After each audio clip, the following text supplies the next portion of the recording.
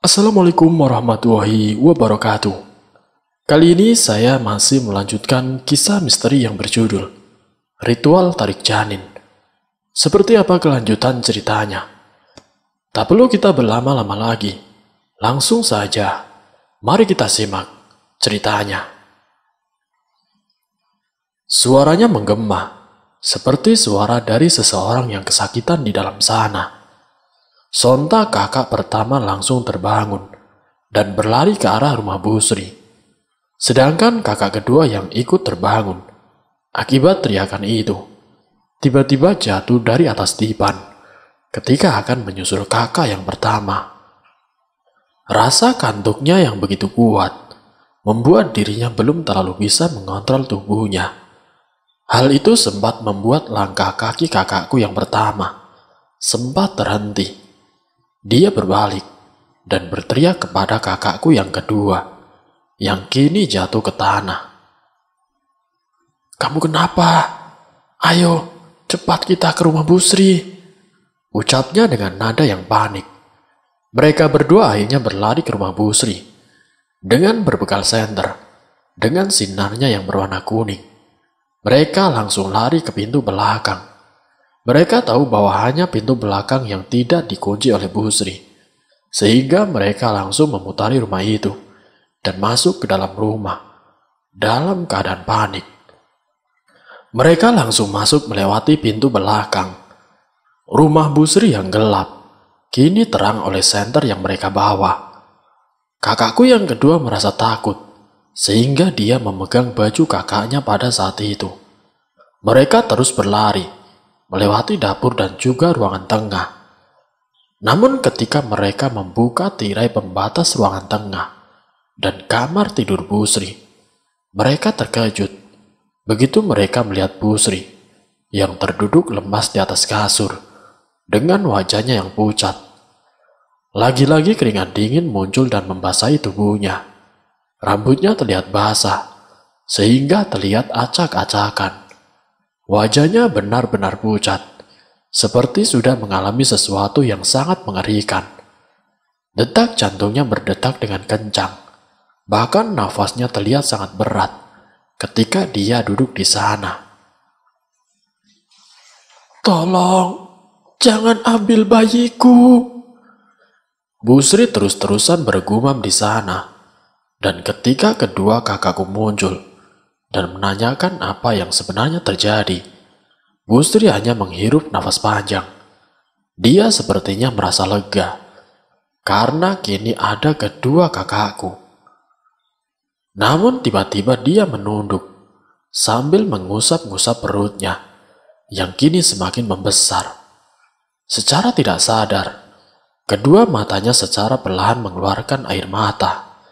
Sebuah air mata kesedihan yang menetes secara perlahan, sehingga membasahi wajahnya yang cantik. "Jangan bawa bayiku, jangan bawa bayiku," ucapnya sambil menangis. Di pagi hari menjelang, ibu datang dengan tergesa-gesa, langsung datang kembali ke rumah Bu Sri setelah diberitahu oleh kakakku. Namun tepat ketika ibu masuk ke dalam rumah, tiba-tiba dia langsung mengangkat salah satu tangannya dan menutup hidungnya. "Bau apa ini? Seperti bau bangkai," kata ibu dengan wajahnya yang sedikit pucat. Kedua kakakku dan Bu Sri keheranan dengan tindakan ibu, karena mereka berdua tidak merasakan apapun seperti apa yang dirasakan oleh ibu. Seketika ibu langsung berlari ke dapur. Dia seperti sedang mencari sesuatu atas apa yang dia rasakan di pagi itu. "Apa ada tikus yang mati di sini ya?" Dia langsung membuka pintu dapur, membuka jendela di seluruh rumah Bu Sri. Dia sengaja melakukan itu agar bau bangkai yang dia rasakan menghilang ketika dicampur oleh udara yang ada di luar. Dia pun akhirnya kembali dari dapur dan lalu menuju kamar. Ibu terkejut melihat kondisi Bu Sri yang kini nampak lemas dengan wajahnya yang pucat. Sambil mendekatinya secara perlahan, dia akhirnya duduk di sebelah Bu Sri dan bertanya sebenarnya ada apa. Apakah ada orang lain lagi yang ingin masuk ke rumah Bu Sri, seperti malam-malam sebelumnya? Bu Sri menggelengkan kepala. Dia hanya terdiam sebentar, sambil melihat ibu yang ada di sebelahnya. Tidak lama kemudian, dia bercerita bahwa dia bermimpi. Dan di dalam mimpi itu, Bu Sri sedang berdiri di depan rumah yang sedang dia tinggali sekarang. Tiba-tiba dari arah gang, dia melihat ada nenek-nenek yang berjalan mendekatinya. Nenek-nenek yang sudah keriput, dengan rambutnya yang sudah memutih, dan jalannya yang sudah membungkuk. Dia berjalan sambil menyimpan kedua tangannya di belakang punggungnya, dengan memakai baju hitam, serta kain jarik berwarna coklat tua. Dia mendatangi Bu Sri, sambil tersenyum. Awalnya dia menanyakan tentang kondisi kehamilan Bu Sri, dan Bu Sri juga menjawab pertanyaan itu, tanpa ada kekhawatiran sama sekali. Sudah sewajarnya, masyarakat kampung seringkali bertanya tentang kehamilan seseorang. Sudah berapa bulan? Kapan akan lahiran? Pertanyaan-pertanyaan itu sering sekali muncul kepada ibu-ibu hamil yang ada di kampung.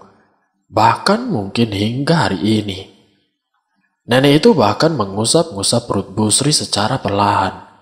Dan hal itu dibiarkan oleh Bu Sri, karena memang sudah biasa orang lain, terutama ibu-ibu, mengusap-ngusap perut orang yang sedang hamil. "Anaknya ganteng, Teh," ucapnya dengan nada yang sedikit pelan.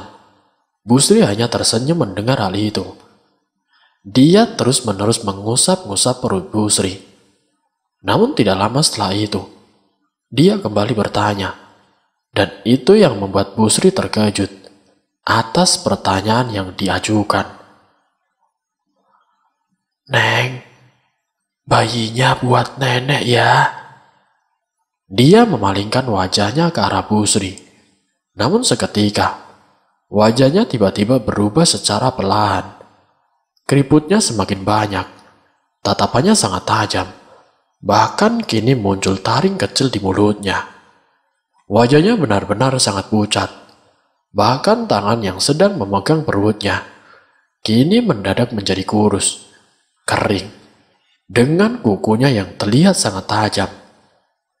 Seketika Bu Sri menolak, namun secara tiba-tiba, tubuhnya seperti kaku dan tidak bergerak. Dia tidak bisa menggerakkan seluruh tubuhnya dan membiarkan nenek itu mengusap-ngusap perutnya dengan wajahnya yang kini sangat mengerikan. Dia memiringkan wajahnya ke kiri dan kanan ketika dia mengusap perut Bu Sri. Dan itu benar-benar sangat menyeramkan. Mimpi itu seketika menghilang dan dirinya terbangun tepat di jam 3 subuh. Dirinya langsung berteriak. Dan hal itu membuat kedua kakakku datang menghampirinya. Sedangkan ibu yang ada di sebelah Bu Sri hanya bisa terdiam mendengar hal tersebut. Dia langsung mendekat dan memeluk Bu Sri secara perlahan. Dan Bu Sri hanya bisa kembali menangis di pelukan ibuku. "Sri, mendingan kita panggil dukun bayi saja agar bisa menemanimu di rumah. Aku takut ada apa-apa dengan bayimu, Sri. Karena gak mungkin kan si Yana sama si Ading yang jaga tiap malam," ucap ibu sambil mengusap-ngusap perut Bu Sri. Bu Sri hanya menggelengkan kepala atas perkataan ibu. Seperti ada rasa canggung dari dalam dirinya apabila dia meminta tolong selain ibu. Apalagi apabila mimpi itu diketahui oleh orang lain selain ibu. Dia takut menjadi bahan pergunjingan bagi ibu-ibu yang lain. "Tidak apa-apa, Bu. Sepertinya itu hanya mimpi buruk. Mungkin aku terlalu khawatir akan orang yang mondar-mandir di depan rumah, sehingga aku mimpi buruk.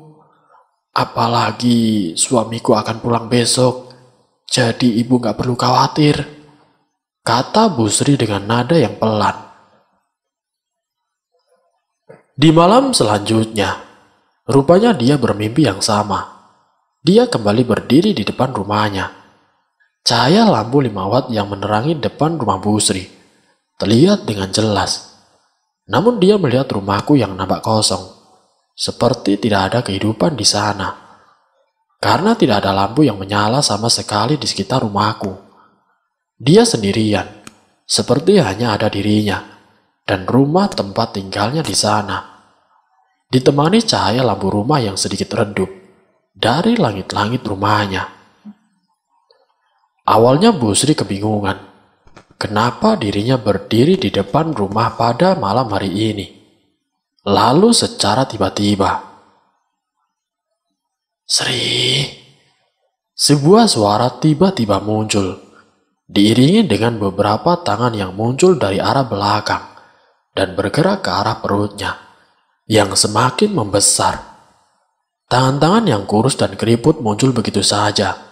Sontak Bu Sri langsung melihat tangan-tangan itu muncul dengan wajahnya yang kaget. Apalagi tangan-tangan itu seketika mengusap-ngusap perutnya secara perlahan. Tubuhnya kembali kaku. Dia benar-benar tidak bisa bergerak. Dia hanya bisa memandangi bagaimana tangan itu muncul secara mengerikan. Lalu tidak lama kemudian, dia mendengar kembali suara yang sedang memanggilnya. Sri! Suara itu kini terdengar semakin jelas. Dan seketika ketika dia melihat asal suara tersebut. Sri! Apa kabar, Sri? Nenek yang dia temui di mimpi kemarin kini muncul secara tiba-tiba di dekatnya. Dia terlihat berdiri 1 meter dengan tubuhnya yang kini tidak bisa bergerak karena ada tangan-tangan yang muncul dan mengusap-ngusap perutnya. Nenek itu langsung memiringkan wajahnya ke kiri dan kanan. Dia memandangi perut Bu Sri sambil tersenyum dengan senyumannya yang menyeringai. Bahkan dia mengangkat tangannya secara perlahan dan kembali mengusap perut Bu Sri secara perlahan sambil berkata, Kemari ganteng, ikut nenek. Kamu akan aku bawa ke sana. Ucapnya sambil tertawa. Jujur Bu Sri tidak bisa melakukan apa-apa. Dia hanya bisa menangis sambil melihat wajah nenek itu yang semakin lama semakin menyeramkan. Bahkan nenek itu terlihat seperti menekan perut Bu Sri secara perlahan. Kuku-kukunya yang tajam terlihat menempel kepada perutnya yang besar. Dia memutar tangannya secara perlahan di perut Bu Sri sambil sedikit tertawa. Dia meremas perut Bu Sri dan menariknya secara perlahan. Ingin sekali dia berteriak dan meminta pertolongan dari orang-orang yang ada di rumahku. Namun sepertinya tidak bisa. Mulutnya seakan-akan terkunci, sehingga dia tidak bisa melakukan apa-apa di sana. Dia hanya bisa menangis sambil menahan sakit atas apa yang dilakukan oleh nenek itu. Hingga akhirnya, Bu Sri kembali terbangun, tepat jam 3 subuh, seperti malam-malam sebelumnya. Matanya terbuka, dan dia hanya bisa memandangi langit-langit kamar. Dia tiba-tiba merasakan rasa sakit yang luar biasa dari perutnya. Seperti ada sesuatu yang membuat dirinya langsung memegang perutnya, dengan wajah yang menjerit kesakitan. Seketika dia langsung mengangkat bajunya, dan betapa kagetnya ketika dia melihat ada sebuah bekas yang memerah dari perutnya. Sebuah bekas tangan yang sama dengan apa yang dia rasakan di dalam mimpinya. Seperti nenek yang dia temui di sana adalah kenyataan, karena dia melihat dengan jelas bekas dari remasan tangan nenek itu tepat di perutnya. Sambil menangis, Dia akhirnya terbangun secara perlahan. Karena tidak lama kemudian, dia tiba-tiba mencium bau busuk yang menyengat. Sebuah bau seperti tikus yang mati, dan asalnya dari ruang tengah. Dia teringat bahwa ibu pun merasakan bau yang serupa ketika kemarin dia masuk ke dalam rumah. Seketika dia langsung turun dari kasur dan berdiri di dalam kamar. Namun ketika dia akan melangkahkan kakinya untuk mencari tahu asal dari bau busuk tersebut, tiba-tiba saja dia kembali terkejut karena dia melihat sesuatu yang kembali membuat wajahnya menjadi pucat karena ketakutan. Sebuah bayangan nenek-nenek yang bungkuk kini terlihat di balik tirai pembatas antara kamar dan ruang tengah. Sinar lampu dari ruang tengah yang tidak dia matikan membuat bayangan itu terlihat jelas. Dia seperti sedang berdiri di depan tirai dan menunggu dirinya untuk keluar dari kamar. Bahkan dia seperti tertawa kecil, dan suara tertawanya persis sama dengan mimpi yang dia alami. "Sri," ucapnya dengan nada yang pelan. Bu Sri hanya bisa terdiam kembali. Tubuhnya mendadak kaku dan tidak bisa bergerak. Dia hanya bisa memandangi bayangan dari nenek itu.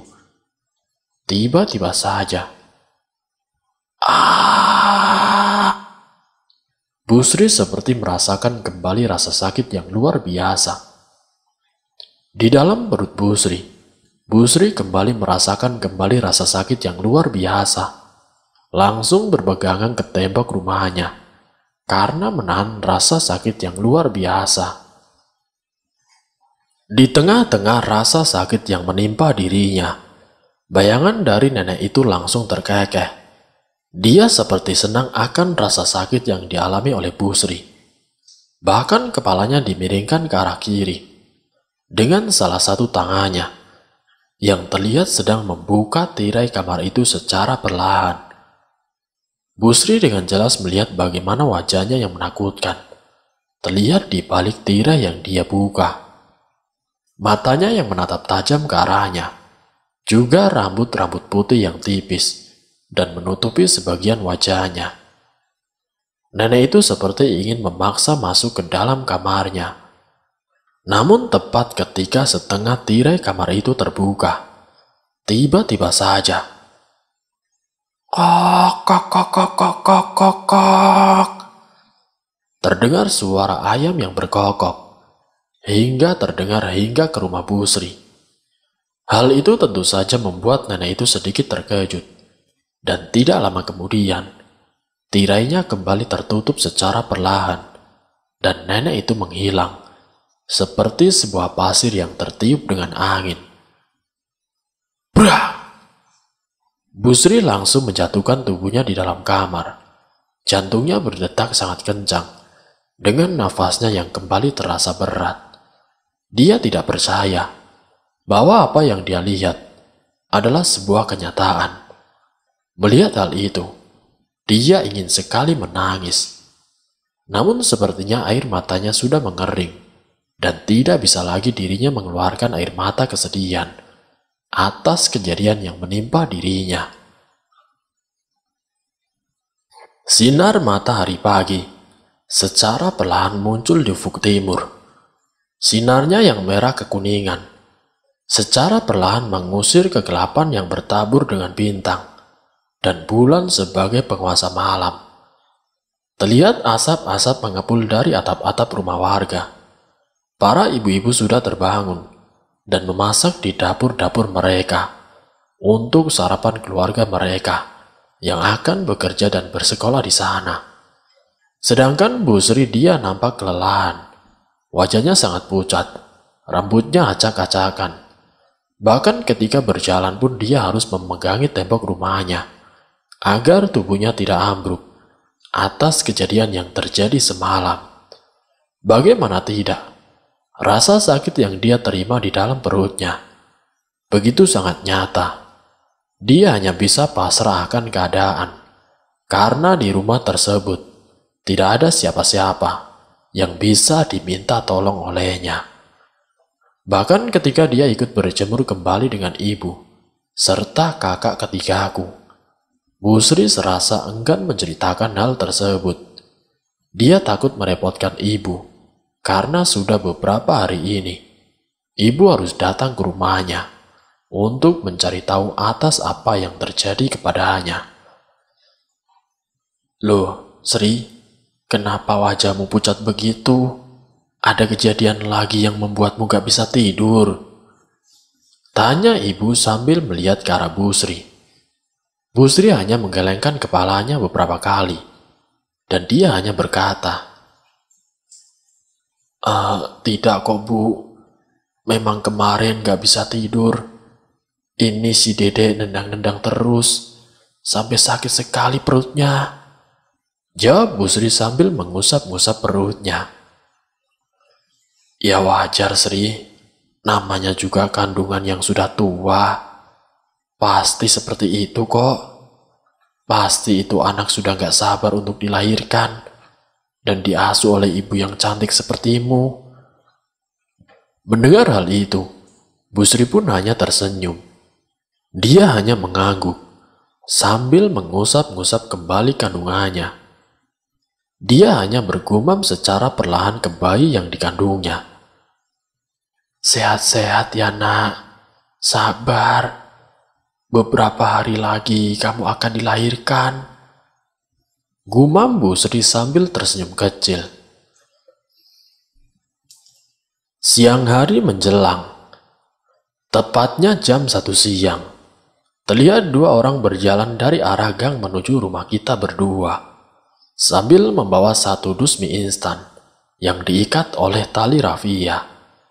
Mereka berjalan dengan perasaan yang senang. Bahkan ketika kakak-kakakku yang sedang bermain di halaman Bu Sri melihat mereka berdua dan berlari untuk menyambutnya. Bapak! Mereka menyambut Bapak dan juga Mang Darman yang kebetulan pada saat itu datang. Sudah waktunya mereka pulang setelah menempuh perjalanan panjang selama beberapa hari. Sebelum nantinya mereka akan kembali bekerja, menempuh ratusan kilometer ke selatan Jawa Barat. Teriakan dari kakak-kakakku rupanya terdengar oleh ibu dan Bu Sri. Layaknya seorang istri yang berbakti terhadap suaminya. Mereka berdua terlihat berdiri di depan rumah, menyambut kedatangan suaminya yang datang dari bekerja. Pak, saya pulang ke rumah dulu ya, kata Mang Darman sambil mengangkat salah satu tangannya yang penuh dengan satu dus mie instan yang di dalamnya adalah gula aren dan sayur mayur untuk kebutuhan rumah. Bapak hanya mengangguk sambil dikelilingi oleh anak-anaknya. Dia akhirnya berjalan menuju rumah, disambut ibu dengan hangat, lalu masuk ke dalam rumah. Kenapa wajahmu pucat, Sri? Kamu sakit? Mang Darman yang baru datang ke rumahnya langsung memperhatikan wajah istrinya yang tampak pucat sekali. Bu Sri menggelengkan kepala sambil memberikan kopi hitam. Tidak lama dia pun duduk di sebelah suaminya dan menceritakan semuanya dari awal hingga akhir. Mendengar hal tersebut, suaminya hanya terdiam. Dia melihat wajah Bu Sri benar-benar ketakutan ketika menceritakan apa yang sudah terjadi kepada dirinya. Apalagi seketika Bu Sri langsung memegang kedua tangan suaminya sambil sedikit menangis. Dia berkata kepadanya untuk bisa tinggal lebih lama di rumah. Pak, temanin Sri lebih lama ya. Sri takut kalau sendirian. Kalau nanti situasinya sudah aman, Bapak boleh pergi lagi. Tolong temanin Sri beberapa hari saja sekarang, Pak. Ucap Bu Sri dengan nada yang memelas. Tapi bagaimana nanti si Bapak? Kasihan dia sendirian. Nantinya tidak ada keneknya. kata Mang Darman yang merasa kebingungan atas hal itu. Mendengar jawaban dari suaminya, Busri pun hanya terdiam. Tangannya hanya bisa bergetar ketika dia tahu bahwa mungkin akan sulit membuat suaminya agar tinggal lebih lama. Apalagi menjadi kenek angkutan provinsi adalah penghasilan satu-satunya bagi dia dan juga keluarganya. Tapi kalau memang kamu ingin seperti itu, ya sudah, nanti malam saya bilang ke Bapak ya. Kamu pokoknya tenang saja. Nanti aku akan cari cara agar Bapak bisa menyetujuinya, ucap Mang Darman dengan sedikit tersenyum. Beneran, Pak? Jawab Busri yang kini senang mendengar hal tersebut. Mang Darman kembali mengangguk. Dan tidak lama kemudian, dia langsung memeluk suaminya dengan perasaan yang senang. Dia berharap ketika ada suaminya yang kini menemaninya, dia bisa tidur dengan nyenyak dan tidak bertemu dengan nenek yang selama beberapa hari ini mengganggu tidur dirinya dan juga bayi yang ada di dalam kandungannya. Malam pun menjelang. Matahari yang memancarkan sinarnya yang terang secara perlahan-lahan turun di ufuk barat, diiringi dengan kelelawar yang muncul dan keluar dari sarangnya untuk mencari makan. Sebuah pemandangan yang biasa kita lihat di kampung tempat tinggal mereka. Bulan dan bintang kini mengambil alih malam. Mereka memancarkan cahayanya yang redup, dengan ditemani oleh angin malam yang dingin serta suara-suara hewan malam yang saling bersahutan. Bapak dan juga Mang Darman biasanya mempunyai tradisi ketika malam tiba. Mereka biasanya duduk-duduk di dekat pohon mangga yang ada di antara dua mereka. Sambil mendengarkan sandiwara radio, mereka biasanya akan mengobrol hingga larut malam, karena itu adalah hiburan satu-satunya bagi mereka yang ada di kampung ini. Kedua kakakku juga biasanya suka ikut apabila Bapak dan Mang Darman mengobrol di luar, sambil ditemani api unggun yang biasa menghangatkan mereka. Kedua kakakku selalu membawa ubi yang mereka ambil dari kebun dan memasaknya di bara api yang ada di depan mereka. Sungguh malam yang sadu dan tenang, dan mungkin jarang dirasakan oleh orang-orang di kota. Apalagi mereka di sana, ditemani oleh ratusan bintang yang berhamburan di langit, yang membuat malam semakin tenang, tanpa ada rasa takut sama sekali. Tidak terasa waktu sudah menunjukkan jam 10 malam. Sudah saatnya bagi kedua kakakku untuk tidur, karena besok mereka berdua harus kembali bersekolah. Man, aku antar kedua anakku dulu ya. Kamu tunggu dulu bentar di sini, ucap bapakku sambil mengantar kedua kakakku ke rumah. Mang Darman hanya mengangkat salah satu tangannya yang sedang memegang rokok. Sambil menyadarkan tubuhnya di bawah pohon mangga, dia menghisap rokok itu sambil memandangi malam yang indah. Asap rokok pun keluar dari mulutnya. Asap putih itu muncul dan mengelilingi Mang Darman, hingga akhirnya hilang di telan malam. Bagaimana caranya bilang kepada Bapak ya? Aku bingung, gumam Mang Darman sambil melihat rokok yang dia pegang.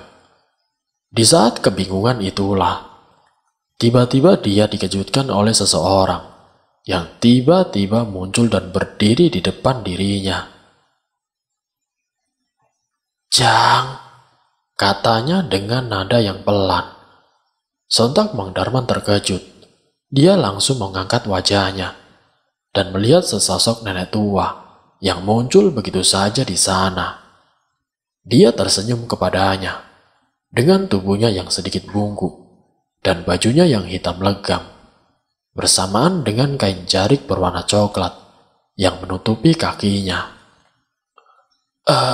Ada apa, Nek?" kata Mang Darman yang sedikit agak gugup, karena dia tidak tahu kedatangannya yang secara tiba-tiba. "Tidak, Nenek sedang jalan saja ke sini. Sudah beberapa hari Nenek lewat ke tempat ini. Nampaknya di sini ada 2 orang yang sedang hamil. Salah satunya ada di rumah sana." "Itu rumahmu kan, Jang?" kata nenek itu sambil menunjuk ke arah rumah. Iya, Nek. Benar, itu rumahku. Kebetulan aku baru pulang bekerja dan menginap di rumah hari ini, Nek.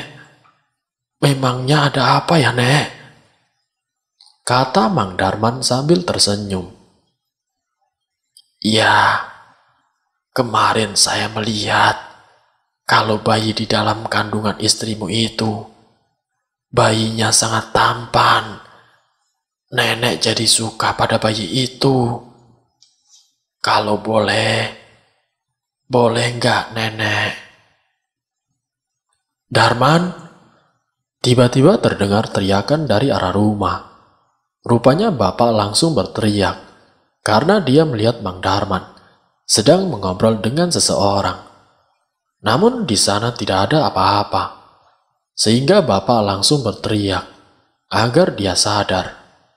Dan benar saja, Mang Darman langsung menoleh ke arah bapak yang dengan sedikit berlari mendekati Mang Darman.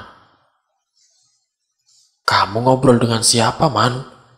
tanya bapak dengan sedikit keras.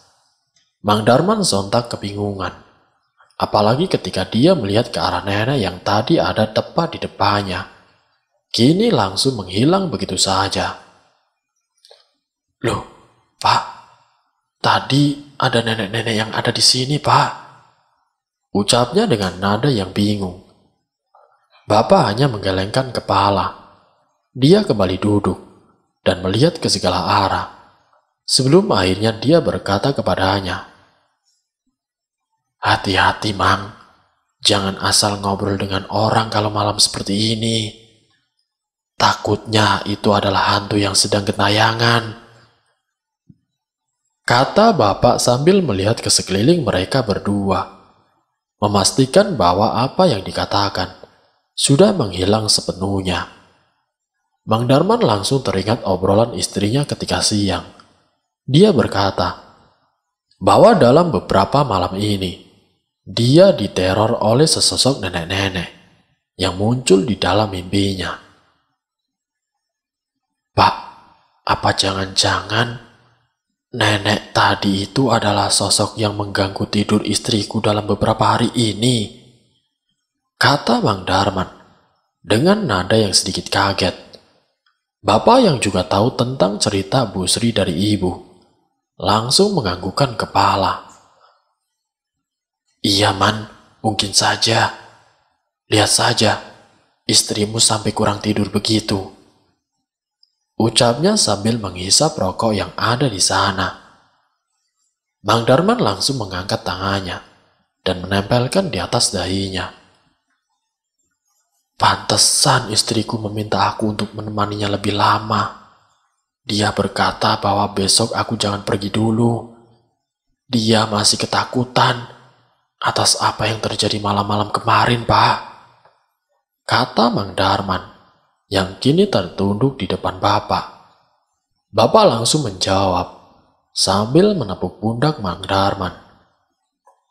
"Iya, tidak apa-apa, Man. Santai saja. Masalah kenek, nanti aku akan cari penggantinya di terminal. Yang pasti kamu temani istrimu dulu. Karena ya, namanya orang hamil, pasti sering diganggu oleh para makhluk yang jahil kepadanya. Pastiin juga, nanti simpan gunting atau beling di bawah bantal untuk jaga-jaga, agar mereka tidak mendekat, Man," kata bapak pada malam itu.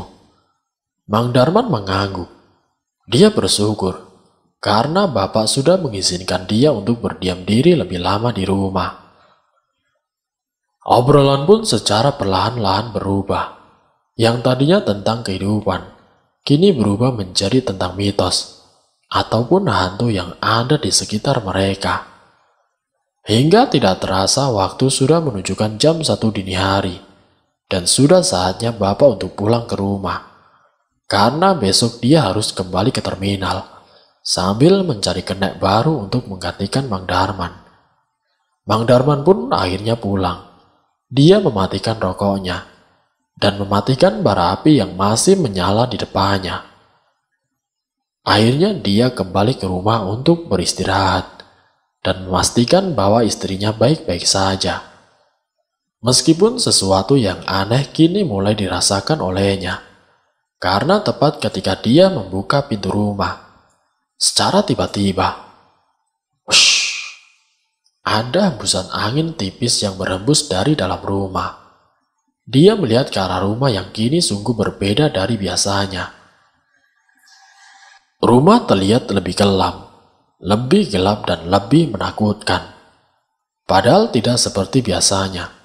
Rumah yang dia tempati seperti ini. Tubuhnya seperti menolak untuk masuk ke dalam sana. Jantungnya tiba-tiba berdetak sangat kencang. Bahkan seperti ada rasa berat di bahunya ketika dia melangkahkan kakinya ke dalam rumah. Namun Mang Darman mencoba untuk memasakkan dirinya. Dan ketika dia melangkahkan kakinya ke dalam rumah, tiba-tiba saja, bau apa ini? Tercium bau bangkai yang sangat menyengat. Saking baunya, dia langsung mengangkat salah satu tangannya dan menutup hidungnya. Bahkan dia tidak bisa menahan tubuhnya dari bau itu, sehingga membuat dia merasa mual, bahkan muntah-muntah, saking busuknya bau yang dia hirup.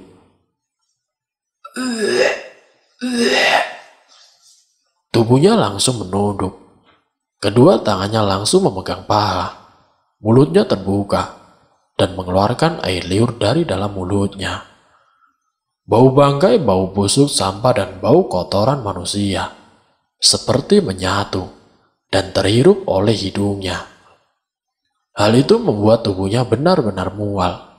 Bahkan kepalanya langsung pusing. Karena selepas dia muntah, tubuhnya seperti oleng. Sehingga dia harus memegang tembok agar dirinya tidak jatuh. Dia langsung berpikir, mungkin ini yang dialami istrinya di malam-malam kemarin. Ada sesuatu yang mengganggunya, sehingga dia tidak bisa tidur semalaman. Apalagi Bapak sudah mewanti-wanti tentang para makhluk yang sering muncul dan mengganggu ibu hamil yang renta oleh para makhluk yang muncul di sekitar mereka. Seketika Mang Darman pun langsung memberanikan dirinya. Sambil menahan bau bangkai yang dia rasakan, dia langsung memaksa tubuhnya untuk masuk ke dalam rumah, tepatnya ke arah kamar di mana Bu Sri sedang tertidur. 1 langkah, 2 langkah, dan lalu 3 langkah. Dia melangkah secara perlahan. Matanya langsung melirik ke sana kemari. Rumah yang seharusnya menjadi tempat yang nyaman baginya, kini berubah dengan cepat menjadi sesuatu yang sangat menyeramkan. Apalagi tepat ketika dia membuka tirai kamarnya. Astaga! Dia seakan-akan tidak percaya atas apa yang dia lihat.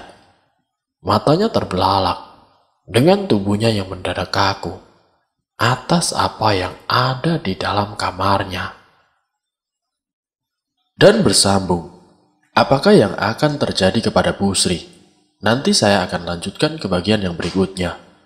Wassalamualaikum warahmatullahi wabarakatuh.